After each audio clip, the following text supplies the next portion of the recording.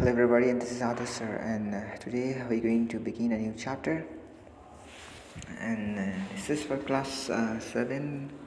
और आपने पढ़े हैं natural vegetation and wild life के बारे में क्लास 6 और 5 में भी पढ़े हैं आपने, हमने पढ़ाया था।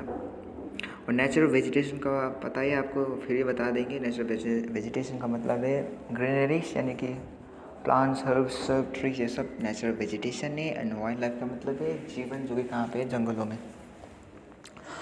और हम यहाँ पे बस थोरली नहीं जाएंगे, ठीक है, रिविज़न करेंगे। जैसे कि एक लड़की होती है सालिमा, वो जा रहे होते हैं घूमने के लिए समर कैंप पे मनाली पे। तो वो जैसे माउंटेन के ऊपर चढ़ते हुए देखते हैं कि जो माउंटेन के ठीक नीचे रोड पे जो ट्रीज़, बड़े बड़े ट्रीज़ थे, वो अभी क्या नहीं है, वहाँ पे ऊपर माउंटेन पे है नहीं।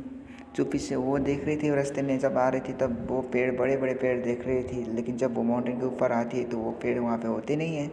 बहुत छोटे छोटे ग्रासेस होते हैं वहाँ पे, हर्ब्स होते हैं, ठीक है। और लैंड भी कैसा होता है, एकदम ऊंचा ऊंचा होने लगता है वहाँ पे। तो ये सब चेंजेस क्या करती है, वो ऑब्जर्व करती है। तो इस स्टोरी का मतलब ये है कि जैसे कि नेचुरल वेजिटेशन क्या है, किस पे डिपेंड करता है, लैंड पे और क्लाइमेटिक कंडीशन पे, और साथ में ज़मीन कैसा है, इसमें क्या करते हैं, निर्भर करती है कि वहाँ पे किस तरह का क्या होगा, प्लांट ग्रोथ होगा। जैसे कि डेजर्ट में क्या होता है, बस ग्रासेस, हर्ब्स होते हैं, क्योंकि वहाँ पे पानी जो कम होता है। माउंटेन में जाएंगे तो माउंटेन में कैसा पेड़ होता है, बहुत, जैसे कि कौन शेप का पेड़ होता है वहाँ पे, ठीक है। और अब आएंगे प्लेन्स पे, जैसे कि यहाँ पे, तो प्लेन एरिया में कैसे टाइप का पेड़ होता है, बड़े बड़े बहुत लंबे लंबे पेड़ होता है। ये सब किस पे डिपेंड होता है, क्लाइमेट। वहाँ का क्लाइमेट कैसा है, गर्म है कि ठंडी है। वहाँ पे ठंडी है तो उसके अनुसार वहाँ पे पेड़ होगा, गर्मी है तो उसके अनुसार। और साथ में क्लाइमेट, रेनफॉल कितना होगा वहाँ पे, पानी कितना बरसेगा, उस पर भी डिपेंड होता है, ठीक है। तो ये सब हम पढ़ेंगे इस चैप्टर में। तो इंडिया में नेचुरल वेजिटेशन को 3 भाग में क्या किया गया है, डिवाइड किया गया है। सबसे पहले तो forest, which grow where temperature and rainfall are plentiful to support a tree cover. Depending upon this factor, dense and open forests are grown. तो सबसे पहले तो नेचुरल वेजिटेशन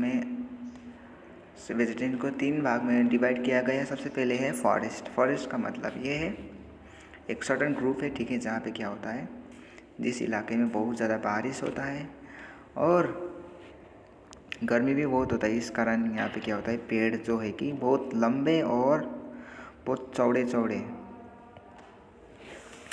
और उसका पत्ते बहुत लंबे लंबे होते हैं, ठीक है, बहुत।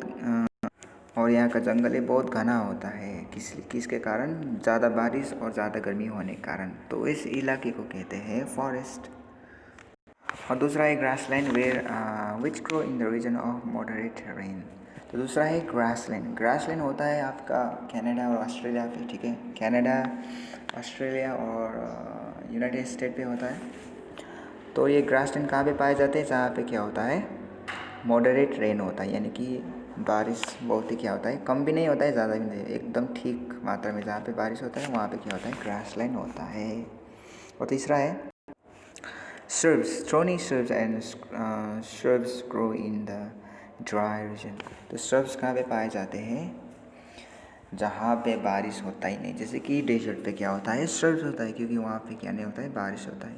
तो ये सब 3 प्रकार के वेजिटेशन है इंडिया पे, ठीक है। सबसे पहले फॉरेस्ट, जहाँ पे बहुत ज़्यादा बारिश और क्या होता है, टेम्परेचर होता है, गर्मी होता है। जहाँ पे ये सब होता है उस इलाके में कैसा पेड़ पाए जाते हैं, लंबे लंबे, और लंबे लंबे पेड़ को कहते हैं फॉरेस्ट। और दूसरा ज़मीन है ग्रासलैंड, जहाँ पे क्या होता है, बारिश ठीक मात्रा में, ज़्यादा भी नहीं कम भी नहीं, मीडियम में क्या होता है, गिरता है, वहाँ पे क्या होता है, ग्रासलैंड होता है। और तीसरा है सर्द, जहाँ पे बारिश होता है, जैसे कि डेजर्ट एरिया में।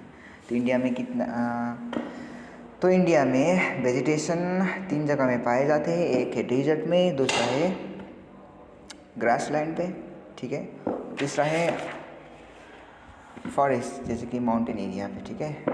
तो आज के लिए इतना ही है, तो कल पढ़ेंगे और आप रिवीजन करेंगे इसे, ठीक है। Thank you.